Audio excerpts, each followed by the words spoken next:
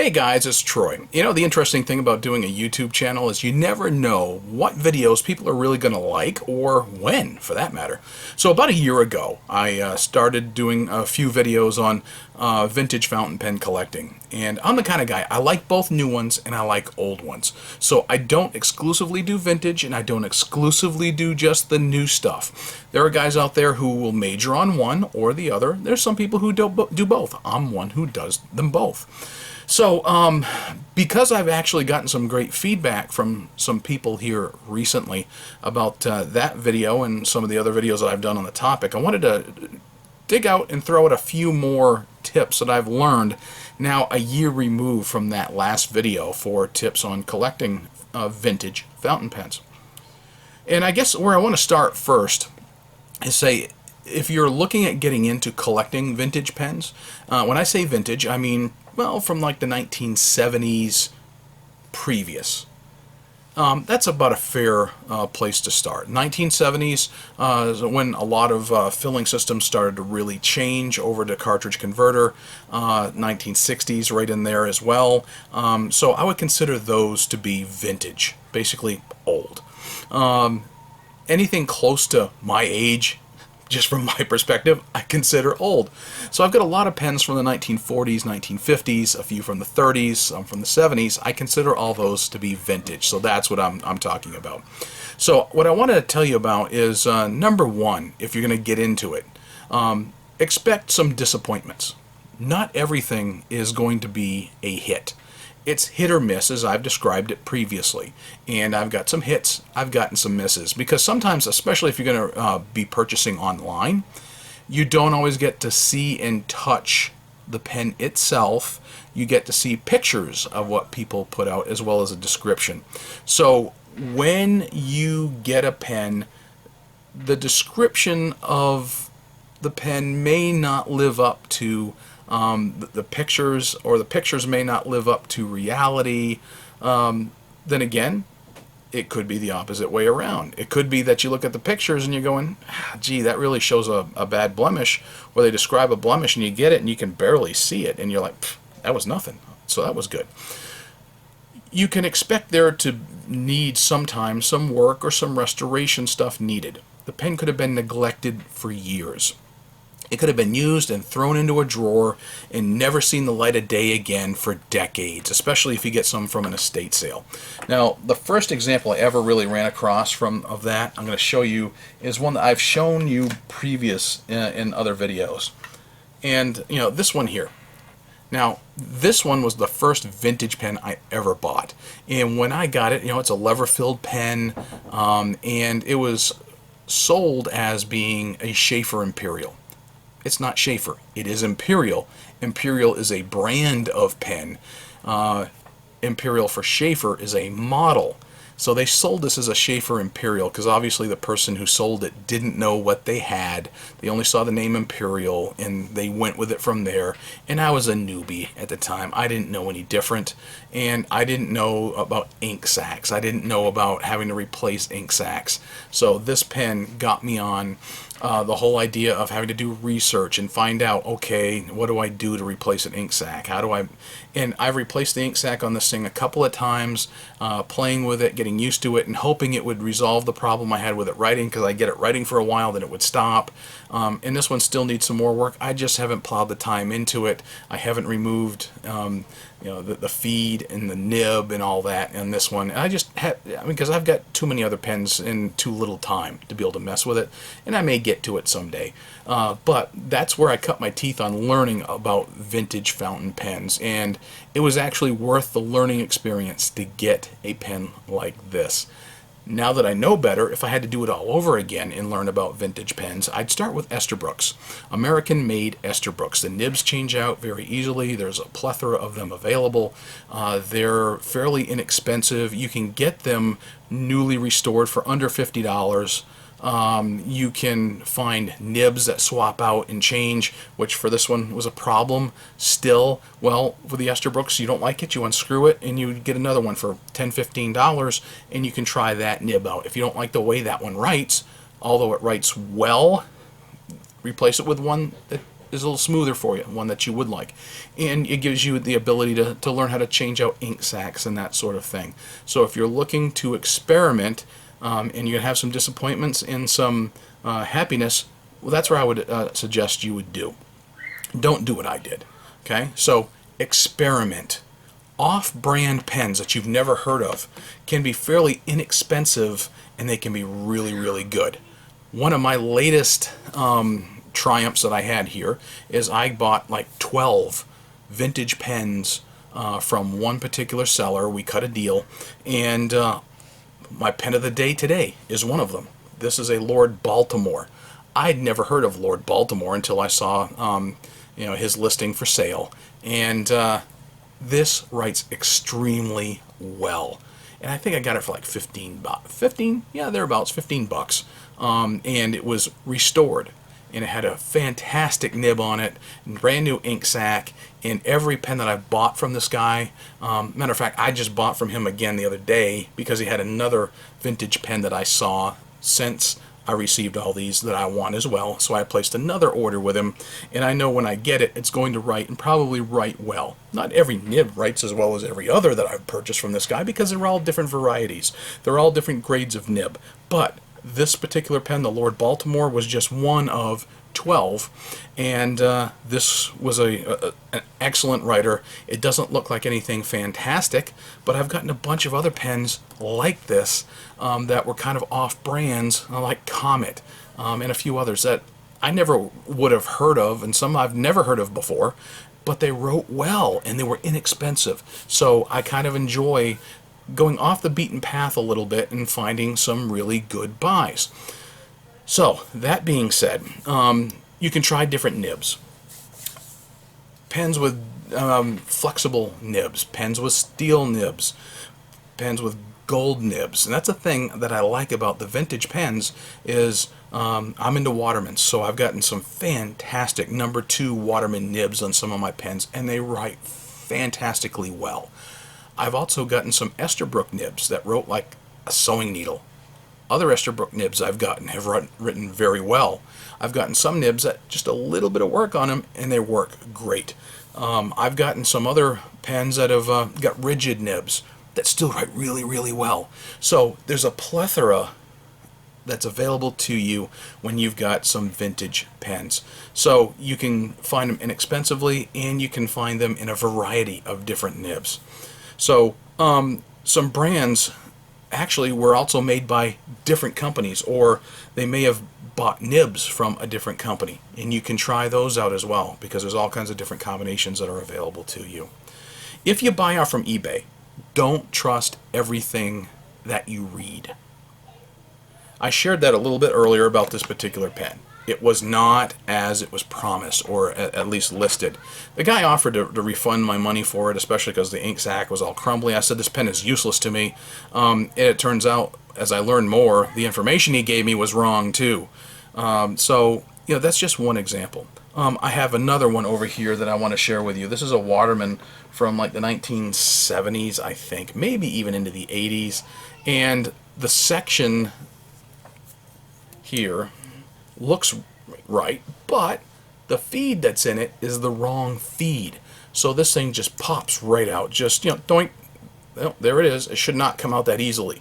The nib looks to be about right. It's a Waterman nib, but I'm pretty sure that section may be wrong, or the feed may be wrong, and this pen doesn't hold up. So that, I guess that goes back to the disappointments, but not everything is in the condition that you're going to see. And some people don't know what they've gotten. I've got a Waterman back here, for instance, sold by a pawn shop. Didn't know it was a Waterman Executive. Well, I did. So I bought it, and I got a decent price on it. So you may not know what you're getting. The person who's selling it to you may not know what they're selling. Find some trusted sellers. I've got several guys that I've purchased from that if I get a pen from them, I know it's going to work. It's going to work well, and that I can trust it and the person who handled it. So I've only found these out by chance, and that's by watching YouTube videos, that's by looking on message boards, that's by purchasing and finding these people. So even when it's restored, It doesn't necessarily mean, though, it's going to be functional in writing. I bought a vintage Chrysler pen, and I did a video on this. It's on my channel. And as it turns out, it claims it was restored. Well, all he did was put a new ink sac into it, and that was it. And called it restored. Yes, it will suck ink, it'll expel ink, but you go to write, it's horrible because the slit that was made in that nib was miscut. So that nib made that pen useless, and he never checked it. So I didn't request a refund. I didn't leave negative feedback.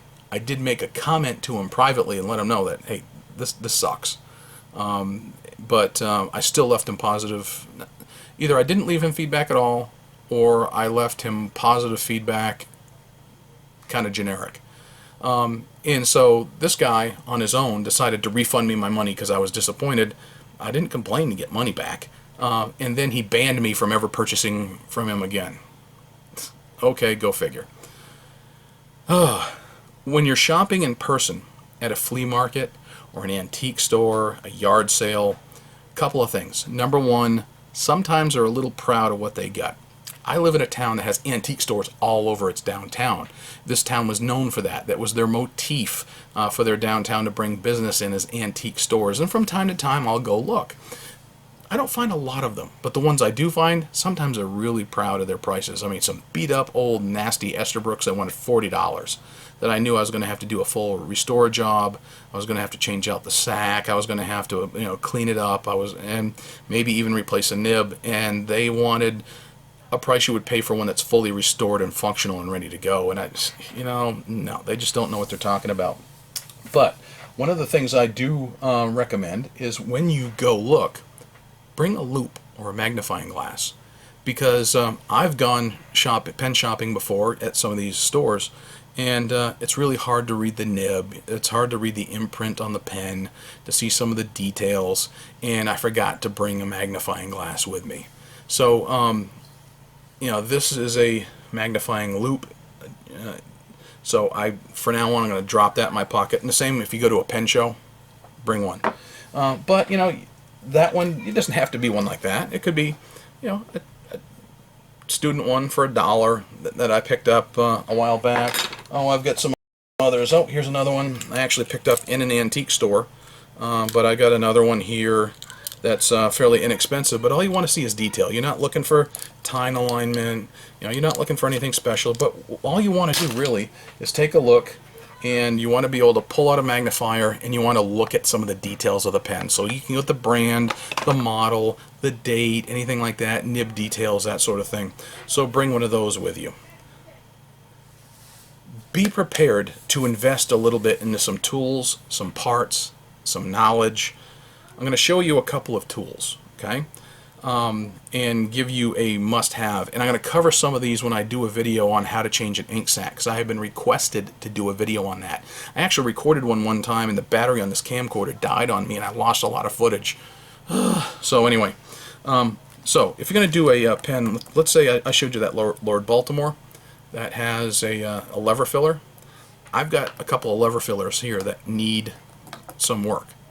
All right, this came in the mail just today. This is a Waterman Stalwart, and this was a refurbished pen, and it works great, okay? But if I was going to replace the ink sac on that, I know that I'm going to need, number one, some ink sacs. These go for, $2, $2.50 a piece, and there's some different stores you can find those at. If you need to get in touch with me, I'll give you some resources for that. Articles that I read never included the fact that you want to get some talc when you get those on. You'll probably want a ruler. I got a ruler here that'll give you millimeters. Better yet, how about a set of calipers? This one can read 64ths of an inch, which is how ink sacs are measured for their size, or millimeters. Either way, that will work. So one of these, I picked this up at like Northern Tool for under $10, I think.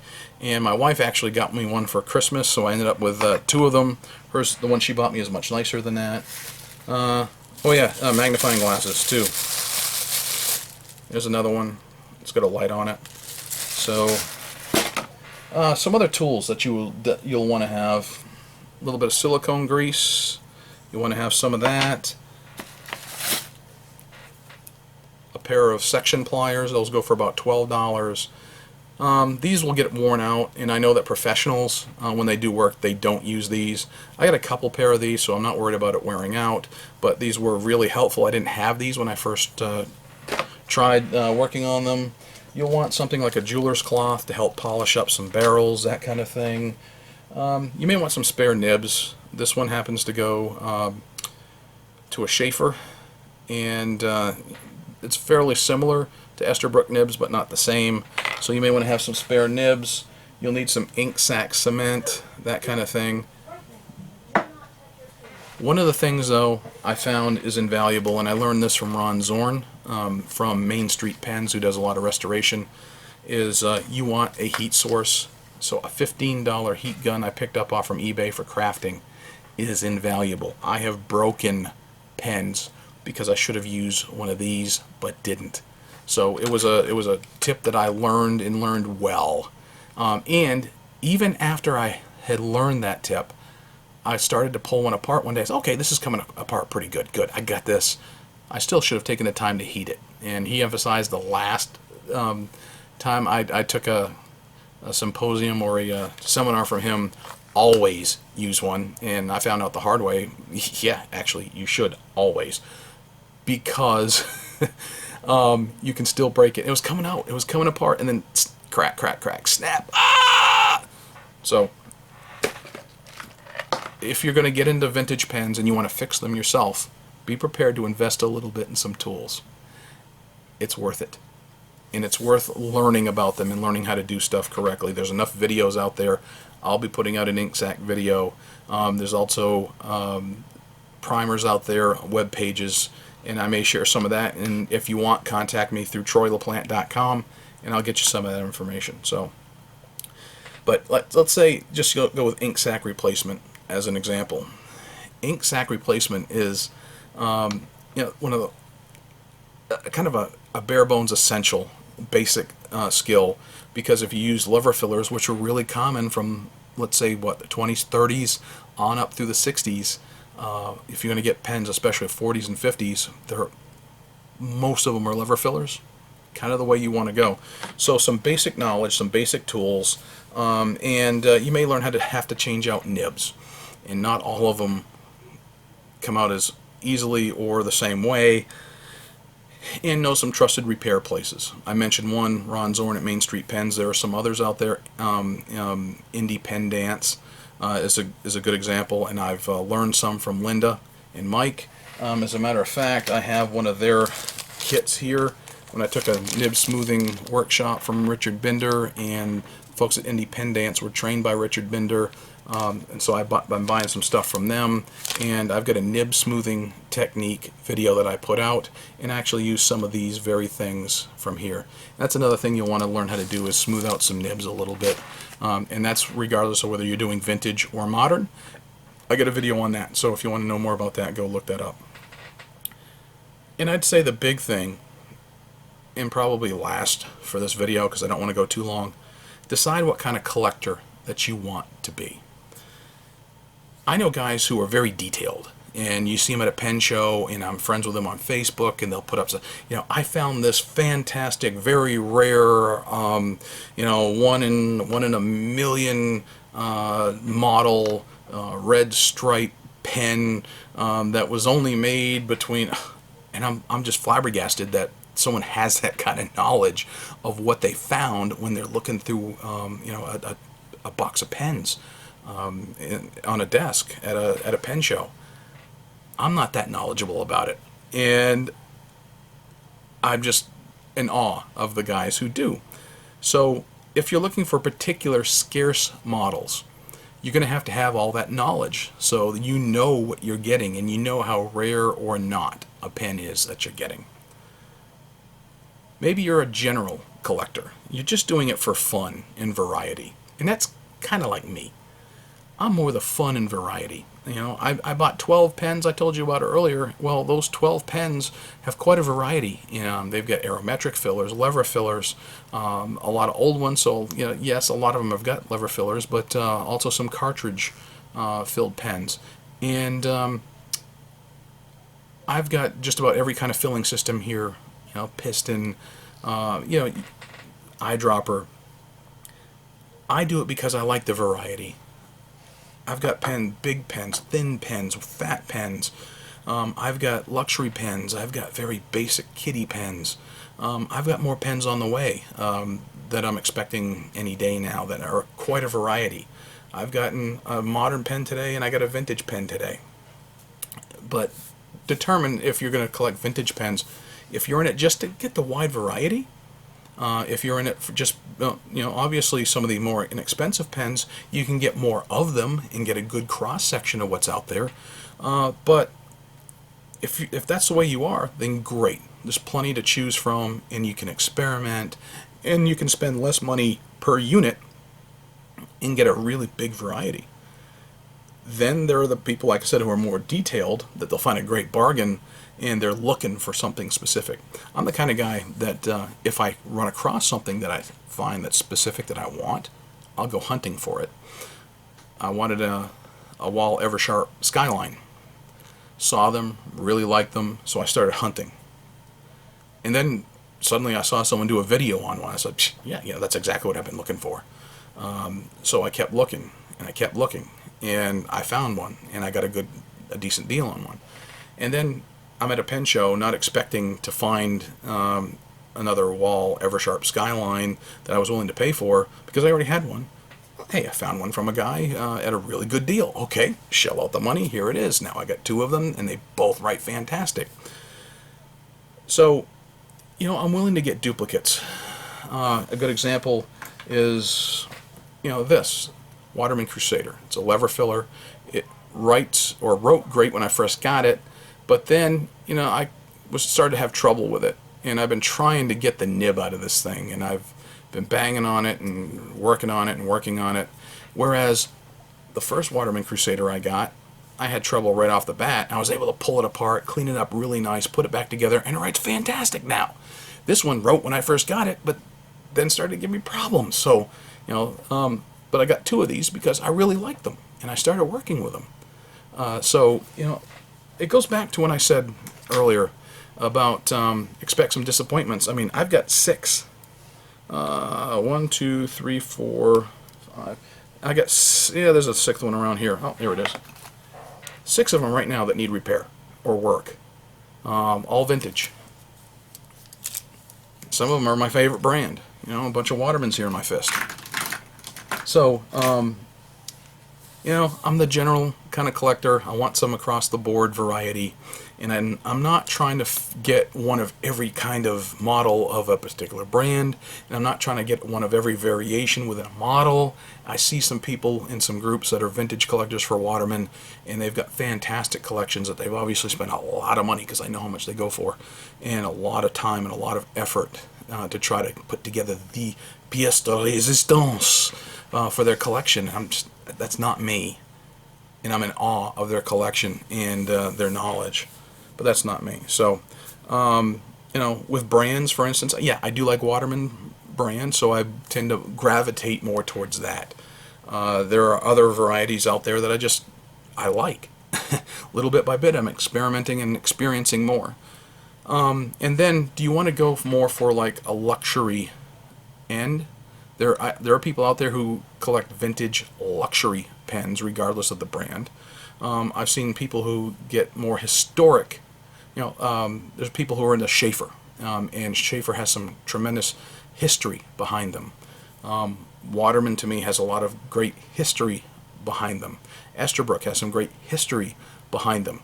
Not all those are upper brands, not all those are lower brands, but the fact is there's some great historic value in those, and some people collect just for that historic value, and sometimes I do that. There's some people who they want the creme de la creme, and so they're going to look for the luxury models. Yeah, I kind of more like variety and affordability. That's just me. And some people collect for the intrinsic value, not necessarily for an investment, but because it's still going to be worth something. It may be less, maybe worth more in the future. There's some people that try to make investments out of it. It's really not a great financial investment. It's not like buying gold and silver kind of thing, but it's all according to your personal taste. That's what I love about this, is there's such great color variety, filler system variety, nib variety, size variety, and price range variety out there in vintage, not just in the new, but that's still available in the vintage. So those are things to consider if you're going to start looking at becoming a vintage collector of fountain pens. Like I said, I'm more in it for fun, variety, enjoyability. For instance, this one I just got today, I've inked it up, I've used it, it writes great. It's been restored. It's got a stiff nib on it, but it still writes fantastically well. It's not a wet noodle, it's not flexible, which I'm fine with that. I've got some great flexies, I've got some great, firm nibs, and this one is a firm but writes very well.